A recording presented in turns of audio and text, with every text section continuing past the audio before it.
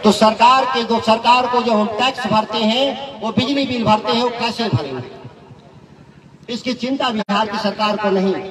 हमने कहा था कि चौथा कृषि रोड मैप क्यों बनाओगे, जब हमारा उत्पादन बढ़ा ही नहीं और किसानों की आमदनी बढ़ी ही नहीं। ये पैसा छोड़ दो, रहने दो राजकोष में, या सीधे किसानों को दे दो, लेकिन किसान को देंगे भी नहीं।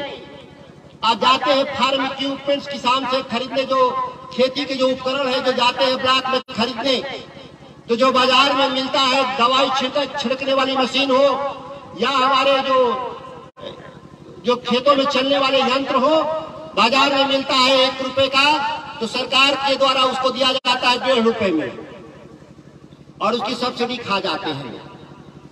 बीज मिलता है 40 रुपए, सरकार उसको बेचती है 45 रुपए में, और उसमें भी सब्सिडी आधा पैसा खा जाते हैं। आधी सब्सिडी मिलती है बिहार की सरकार के द्वारा, किसानों तक नहीं पहुंचता। ये पूरा खेल है। नीतीश कुमार इसको मॉडल बोलते हैं हम लोग, नीतीश मॉडल, भ्रष्टाचार का नीतीश मॉडल। और इसमें आप कुछ भी नहीं बचा सकते।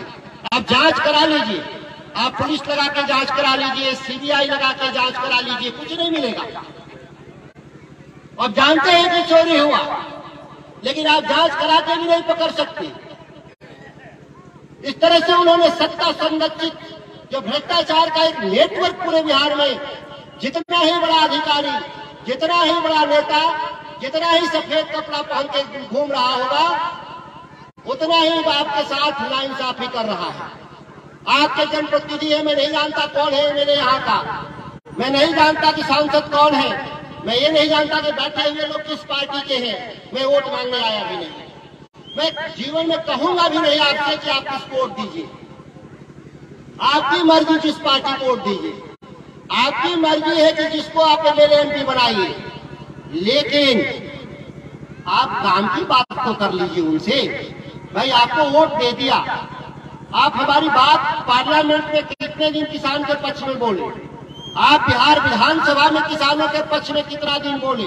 इस राज्य में 80% लोग किसान हैं, किसान, कामगार, कारीगर, जो किसानी से लगे हुए तीनों जो कम्युनिटी है, ये 80% बिहार में लोग हैं। इस 80% आबादी के लिए आप पार्लियामेंट में, विधानसभा में कितना दिन बोले, आप धरना पे कितना दिन बैठे, कलेक्ट्रेट में, ब्लॉक में कितना दिन धरना दिए, कितना पत्र लिखे आप, कितना दिन आप बौद्धिक रूप से आप समाज को जागरूक करने का काम किया। परिणाम सुनिएगा, वो हर जगह के मेरे लोग का हाल यही है। पूरे बिहार में कोई चर्चा नहीं, हर चीज का चर्चा हो जाता है। आंगनबाड़ी वालों की भी चर्चा हो जाती है, वहाँ आशा कार्यकर्ताओं की भी चर्चा हो जाती है। उद्योग चलाने वाले के लिए तो देश में सब लोग अडानी अंबानी के दीवाने हैं, वो यहाँ वाले हो चाहे वहाँ वाले, फर्क नहीं है। आते हैं घर में किसान और मजदूर के घर से, और बात हमेशा अडानी अंबानी के ही पक्ष में करते हैं लोग। यह बात देश में छुपी हुई नहीं है, लेकिन जब किसानों की बात आती है, कारीगरों की बात आती है, कामगारों की बात आती है, कोई भी आपका सुनते होंगे कि कोई बहस नहीं, कानून पर चर्चा नहीं। देश में बिना मांगे 3 कृषि कानून बनाया, और देश का जब किसान दिल्ली की छाती पर चढ़ गया 13 महीने, 700 शहीद हुए, तो दिल्ली की सरकार को आंख खुला कि हमने गलत कर दिया, कानून वापस कर दिया। लेकिन बिहार में देखें, कुछ नहीं हुआ। यहाँ की सरकार कानून नहीं वापस की, आज भी उसी कानून को ढो रही है। जो दिल्ली वाला जो कानून बना था, उस कानून को बिहार के लोग ढो रहे हैं, कह रहे हैं कि हम मोदी से लड़ेंगे। भाई मोदी से लड़ना होगा इस देश में, तो मोदी जैसा आदमी नहीं चाहिए हमको। हमको तो किसान नेता चाहिए, हमको तो गरीबों का आदमी चाहिए, हमको तो कामगारों का आदमी चाहिए, हमको तो कारीगरों का आदमी चाहिए। आप दोनों एक नीति नहीं चला सकते। सत्ता भी वही नीति चलाएगा और विपक्ष भी देश का वही नीति चलाएगा। ऐसा पहली बार बिहार में आप देख रहे होंगे लोग। आश्चर्यजनक रूप से जो दिल्ली की जो नीति है, उसी पर बिहार की भी सरकार चल रही है। तो फिर सरकार बनाने का मतलब, फिर सरकार बदलने का मतलब, तो कपड़ा जैसे सरकार जैसे कपड़ा बदलते हैं, वैसे ही सरकार बदलने का काम कर रहे हैं। आप बदलने का काम नहीं कर रहे हैं, असल बदलाव नहीं, लोगों को झांसा दे रहे हैं।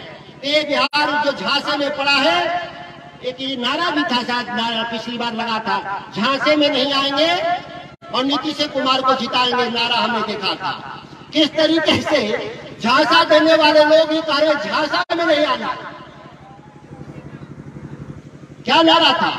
झांसे में नहीं आएंगे, नीतीश कुमार को जिताएंगे। झांसा जो दे रहा था वही कह रहा था झांसा में नहीं आना, और झांसे में लोग आए, बिहार के लोग जिता दिया उन्होंने।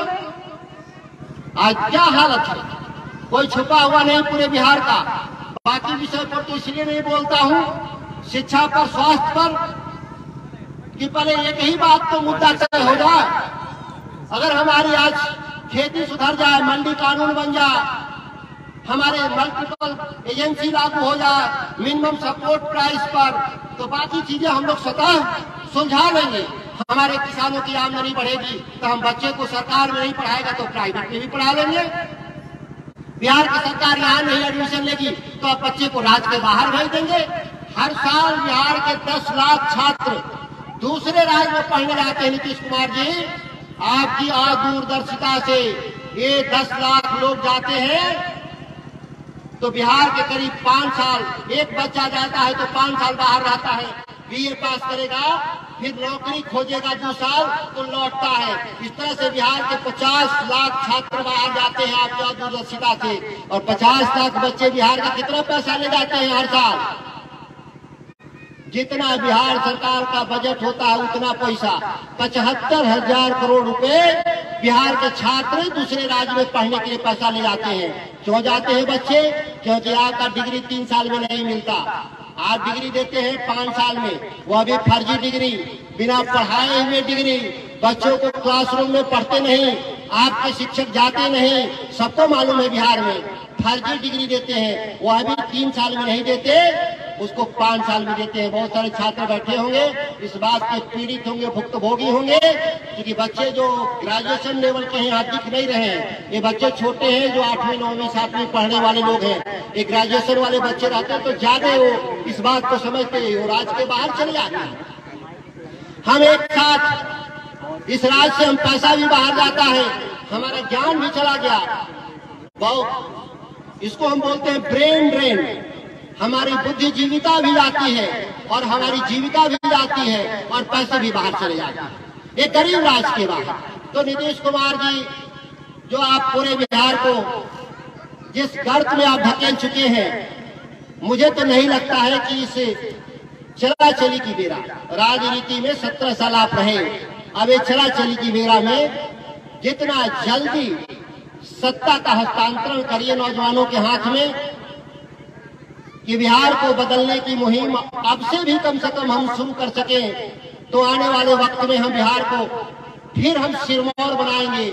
वो बिहार जो देश पर राज किया, भारत पर भारतीयों का जो राज का इतिहास है वो बिहारियों का इतिहास है। हम देश नहीं, आज दुनिया पर राज करने वाले लोग हैं।